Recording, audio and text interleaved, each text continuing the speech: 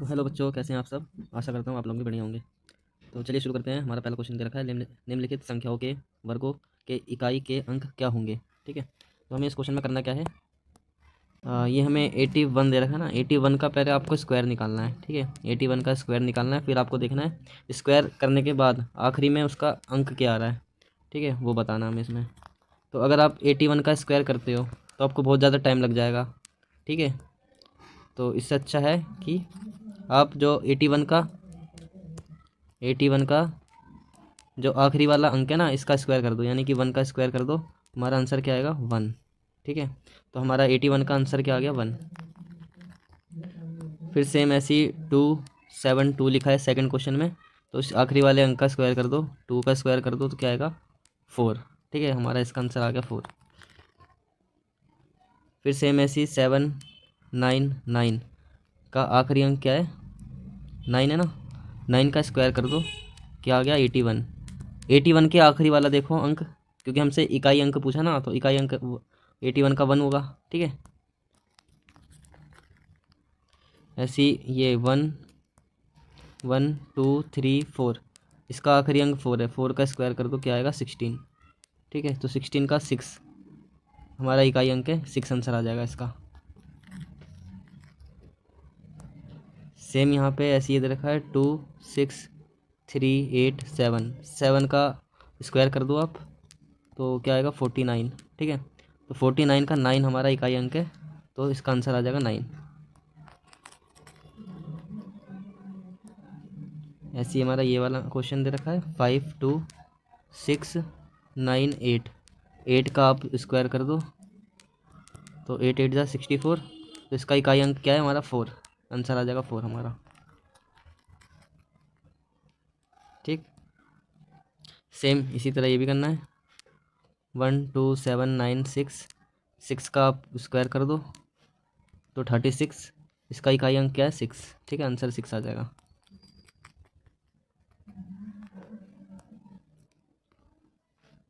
ऐसे ही इसका निकाल देंगे, है ना। 5 का कर देंगे स्क्वायर, 25, इसका इकाई अंक क्या आ गया, 5। अब आते हैं सेकंड क्वेश्चन पे। तो सेकंड क्वेश्चन देखिए क्या कह रहा है, निम्नलिखित संख्याओं स्पष्ट रूप से पूर्ण वर्ग संख्याएं नहीं हैं, इसका कारण दीजिए। ठीक है, तो हमें इसमें बताना है इसमें से पूर्ण संख्या होती कौन कौन सी है, जिसके आखिरी में या तो 1 आए, या तो 4 आए, या तो 9 आए, या 6 आए, है ना, या तो 5 आए।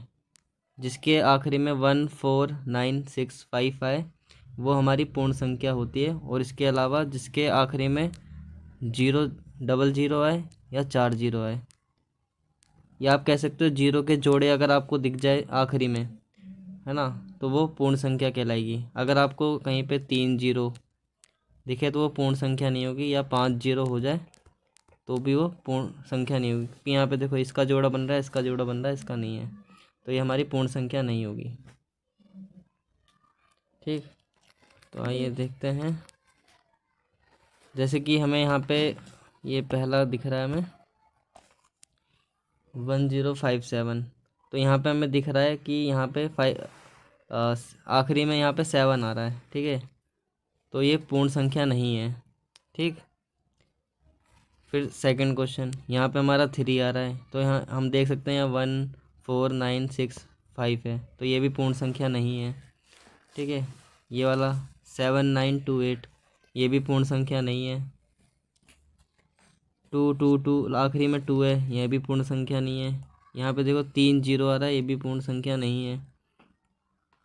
ये भी पूर्ण संख्या नहीं है, ये भी पूर्ण संख्या नहीं है, और ये भी पूर्ण संख्या नहीं है। तो हमें ये तो पता चल गया, ये यहाँ पे जितने भी नंबर आपको दे रखे हैं इनमें से कोई भी पूर्ण संख्या नहीं है। ठीक है, पूर्ण वर्ग संख्या नहीं है।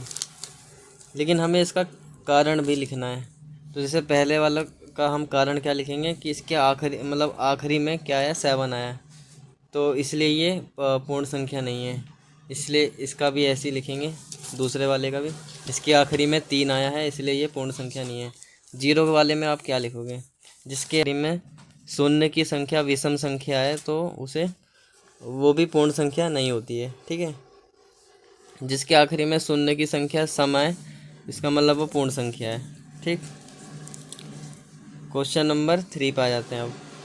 निम्नलिखित संख्याओं में से किस संख्या का वर्ग विषम संख्या होगा?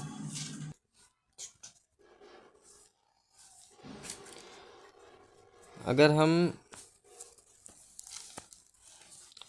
431 का अगर हम वर्ग निकालें, 431 का अगर मैं वर्ग निकालूंगा तो बहुत ज़्यादा समय लग जाएगा इसमें। इससे अच्छा है कि हम 431 के जो आखिरी वाला है ना उसका हम वर्ग निकाल लेते हैं। 1 का स्क्वायर करेंगे तो हमारा आंसर क्या आएगा? 1। तो 1 जो है हमारा क्या है? विषम संख्या है ना। 1 जो है हमारा विषम संख्या है।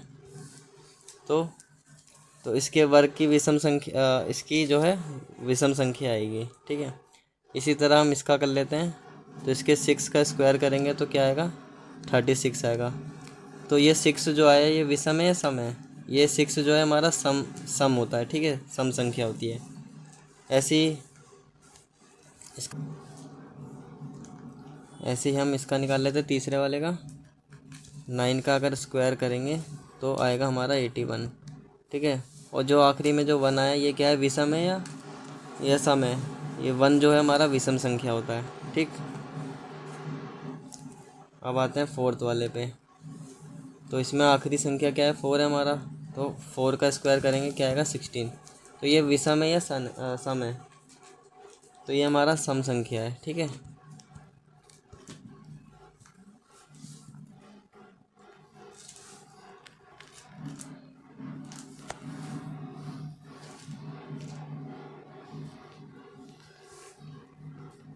कर लेंगे। पहले तो हमें 1 2 1 दे रखा है, फिर 1 0 2 0 1, फिर 1 0 2 0 3 0 2 0 1। ठीक है, तो इस हिसाब से हमें और नीचे वाला भी देख लेते हैं। 1 0 2 0 3 0 4 0 5 0 तक हमें ऐसे करना है। ठीक,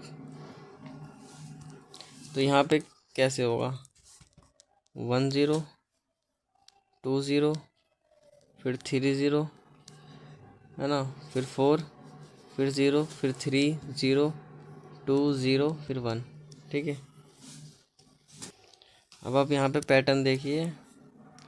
यहाँ पे 1 0 था, यहाँ पे डबल 0 आ गया, यहाँ पे 3 0 आ गया। तो इस हिसाब से नीचे वाले में 4 0 आने चाहिए। तो 1 0 0 1 फिर 0 फिर 1 फिर 0 फिर 1, 1 2 3 4 0। ठीक है, ये आंसर आ जाएगा आपका।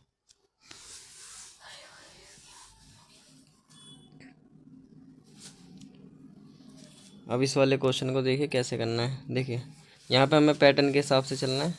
यहाँ पे देखो 1 1 2 3 4 5 6। ठीक है, अब ये वाला दूसरा रो देख लेते हैं। 2 3 4 5। तो यहाँ पे हमारा क्या आना चाहिए? 6 आना चाहिए। ठीक है, अब ऐसे यहाँ पे देखो, यहाँ पे 3 लिखा है, यहाँ पे 3 लिखा है, यहाँ पे 2 लिखा है, यहाँ पे 7, यहाँ पे 6, यहाँ पे 13, यहाँ पे 12। तो यहाँ पे 21 लिखा है तो यहाँ पे 20 होना चाहिए। ठीक, 20। यहाँ पे 31, यहाँ पे 30 है ना।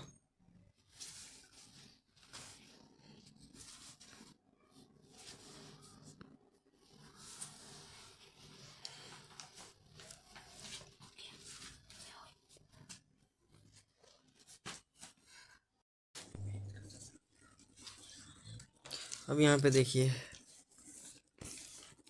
3 में 4 ऐड किया तो 4 ऐड किया तो 7 हो गया। फिर 7 में 6 ऐड किया तो 13 बन गया। फिर 13 में 8 ऐड किया तो 21 हो गया है ना। और यहाँ पे 10 ऐड किया तो यहाँ पे तो यहाँ से लेकर यहाँ तक में कितना होगा? ऐड 12। ठीक है, तो 31 और 12 कितने हो गए? 43 है ना। तो यहाँ पे 43, यहाँ पे 42 होगा। फिर अब हमें इनका जो है योग निकालना है, यानी कि इनका सम निकालना है, लेकिन बिना ऐड करे। बिना ऐड करे कैसे निकालोगे? कुछ नहीं करना आपको, बस ये कितने संख्या लिखी है वो बस गिन लो। 1 2 3 4 एंड 5। तो यहाँ पे 5 लिखना और 5 का स्क्वायर कर देना, कितना आएगा 25 आंसर आ जाएगा। ठीक है, सेम इसी तरह ये दूसरा वाला भी ऐसे करना है। 1 2 3 4 5 6 7 8 9 10, 10 का स्क्वायर कर दो 100 आ गया। ठीक है, ऐसे ये वाला तीसरा भी ऐसे करना है। 1 2 3 4 5 6 7 8 9 10 11 12। ठीक है, 12 का स्क्वायर कर देना तो 144 आ जाएगा।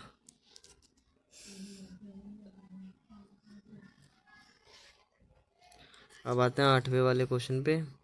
49 को 7 विषम संख्या के योग के रूप में लिखिए। ठीक है, हमें जो 8वां क्वेश्चन जो दे रखा है वो हमें 7वें क्वेश्चन की तरह बनाना है। ठीक है, तो इसको करेंगे कैसे? हमें 7 विषम संख्या का योग बनाना है। कैसे बनाएंगे? ऐसे 1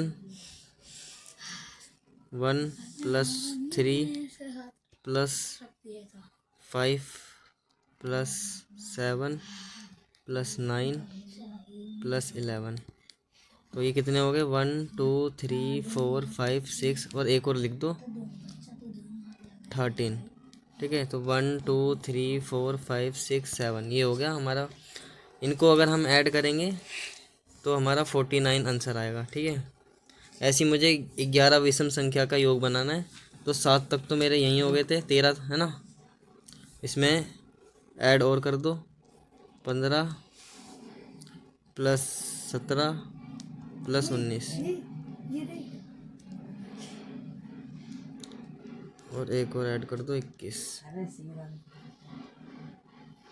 ठीक है, फिर हमारा क्वेश्चन नंबर 9 है। मुझे जो है 12 का स्क्वायर और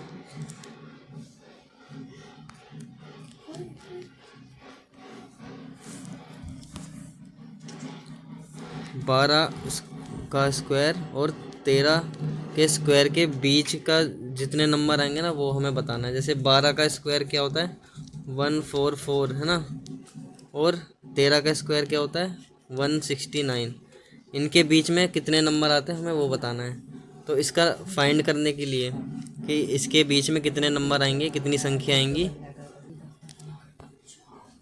2n। ठीक है, आपको क्या करना है? 2n करना है। और n जो है हमारा ये पहला नंबर होता है, यानी कि 2 को 12 से मल्टीप्लाई कर दो तो आपका कितना आ जाएगा? 12, यानी कि 24 संख्या आएंगी इनके बीच में। ठीक है, सेकंड वाला क्वेश्चन भी ऐसी है। हमें इनके बीच की संख्या निकालनी है तो 2n से निकलेगा। ठीक है, और यहाँ पे n जो है मेरा 25 है, तो 2 × 25 तो कितना आ गया? 50। इसका भी ऐसे करेंगे, 2 × 99 कर देंगे, कितना आ जाएगा?